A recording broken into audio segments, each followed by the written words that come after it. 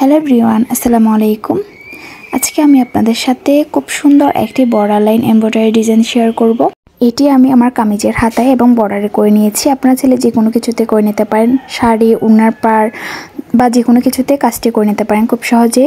আমি এটি করার জন্য এখানে গুটি সুতা ব্যবহার করেছি আর নিয়েছি স্মল সাইজের বিডস কাপড়ের সাথে ম্যাচিং রেখে। আপনারা চাইলে বিডস ছাড়াও করে নিতে পারেন। আর একটি নিডল আর সিজার ফ্রেম নিয়েছি। আপনারা চাইলে এখানে অন্য কোনো সুতাও নিতে পারেন, লাচ্ছি সুতা বা যে কোনো সুতা আপনারা ব্যবহার করতে পারেন। আমি এখানে গুটি সুতার এক তার দিয়ে কাজটি করে নেব। ফার্স্টে হচ্ছে কাপড়ের সাথে ফ্রেমটি সেট করে নিচ্ছি এভাবে করে। আসলে হ্যান্ড এমব্রয়ডারি ফ্রেম ছাড়া করলে দেখতে বেশি ভালো লাগে না, ফ্রেম দিয়ে করলে কাজটি করতে খুব সুবিধা হয়। তাই আমি ফ্রেমটি নিয়ে নিলাম এভাবে করে। ফ্রেম দিয়ে আমি কাপড়টি সেট করে নিচ্ছি। এই যে দেখতে পাচ্ছেন এক তার আমি সুইয়ের মধ্য দিয়ে ঢুকিয়ে নিলাম।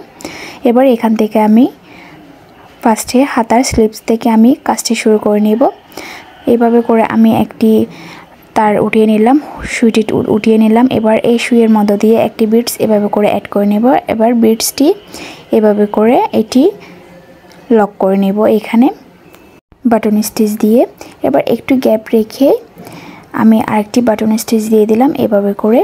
আমি এই হ্যান্ড এমব্রয়ডারিটি সাতটি লাইন দিব। আপনারা চাইলে 3টি লাইন বা অনেকে অনেক রকম করে এটি করে থাকে। তো আমি যেভাবে করে নিচ্ছি ওভাবে আপনাদের সাথে শেয়ার করলাম। ফার্স্টে একটু ছোট একটি বাটন স্টিচ, তারপর একটু গ্যাপ রেখে একটু বড় দিয়ে আরেকটি বাটন স্টিচ দিয়ে দিলাম। আবার একটু গ্যাপ রেখে আরেকটি বাটন স্টিচ দিয়ে দিলাম। এভাবে করে মূলত ধাপে ধাপে এটি করে নিতে হবে। মাঝেরটা হচ্ছে একটু লম্বা রেখে একটি বাটন স্টিচ দিয়ে দিলাম। সেম ওয়েতে বাম পাশে যেভাবে 3টি স্টিচ দিয়ে দিয়েছি, সেম ওয়েতে ডান পাশেও 3টি স্টিচ দিয়ে দিতে হবে। মাঝেরটা একটু লম্বা রেখে বাকিগুলা ছোট ছোট এভাবে করে ধাপে ধাপে করে নিতে হবে। এটি আসলে বলে বোঝানোর মতো কিছু নেই, স্ক্রিনে লক্ষ্য করে আপনাদেরকে বুঝিয়ে নিতে হবে। তো এবার আরেকটি বিডস এখানে এভাবে করে অ্যাড করে নিলাম। আবার কিছুটা গ্যাপ রেখে ফার্স্টে হচ্ছে একটি ছোট বাটন স্টিচ, পরে একটু গ্যাপ রেখে একটু বড় বাটন স্টিচ, আবার একটু গ্যাপ রেখে আর একটু বড়, মাঝেরটা হচ্ছে একেবারে একটু বড় দিয়ে আবার বাম পাশে যেভাবে করে স্টিচ নিয়ে নিয়েছি ডান পাশে সেম ওয়েতে স্টিচগুলো দিয়ে দিতে হবে বাটন স্টিচ। তো আমি কাজটি কীভাবে করে নিচ্ছি আপনারা নিশ্চয়ই স্ক্রিনে লক্ষ্য করে বুঝে নিতে পারবেন। এভাবে করে আসলে এটি করে নিতে হবে। আমি আরেকটি করে দেখাচ্ছি এখানে। ফার্স্টে একটি স্মল সাইজের লাইন দিয়ে নিব, বাটন স্টিচ দিয়ে নিব, তারপরটা একটু বড়, তারপরটা একটু বড়, মাঝেরটা একটু বড় রেখে আবার বাম পাশে যেভাবে করে নিয়েছি ডান পাশে সেম ওয়েতে করে নিতে হবে। এভাবে কাজটি করে নিতে হবে। আমি এভাবে করে হাতের মধ্যে কাজটি করে নিয়ে আপনাদের মাঝে ফিরতেছি সেম ওয়েতে। তো দেখতে পাচ্ছেন আমি এখানে অফ ক্যামেরায় কাজটি করে নিয়েছি, এই ডিজাইনটি করে নিয়েছি। লাস্টের কাজটি আমি আপনাদেরকে করে দেখাই। লাস্টে হচ্ছে এভাবে করে সেম ওয়ে 7টি লাইন দিয়ে বাটন স্টিচ দিয়ে দিলাম। এবার এটি নট দিয়ে কাজটি শেষ করে নিব। নট দেওয়ার জন্য যেখান থেকে কাজটি শুরু করেছিলাম সেখানে এভাবে করে নিডলটি ঢুকিয়ে একটি নট দিয়ে নিব। আমি কিভাবে কাজটি করে নিচ্ছি স্ক্রিনে দেখে বুঝে নিতে পারবেন।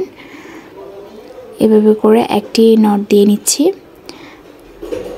তো দেখতে পাচ্ছেন এভাবে করে লাস্টের কাজটি করে নিতে হবে। এবার এটি এভাবে কামিজের বর্ডারের মধ্যে সুতাটিকে বের করে নিয়ে এসে এই বর্ডারের মধ্য দিয়ে একটি নট দিয়ে নিব। এভাবে করে নট দিয়ে নিয়ে সুতাটি সিজারের সাহায্যে কেটে নেব। তো দেখতে পাচ্ছেন এটি কমপ্লিট করে নেওয়া হয়ে গিয়েছে। সেমভাবে আমি আমার কামিজের বর্ডারেও করে নিয়েছি।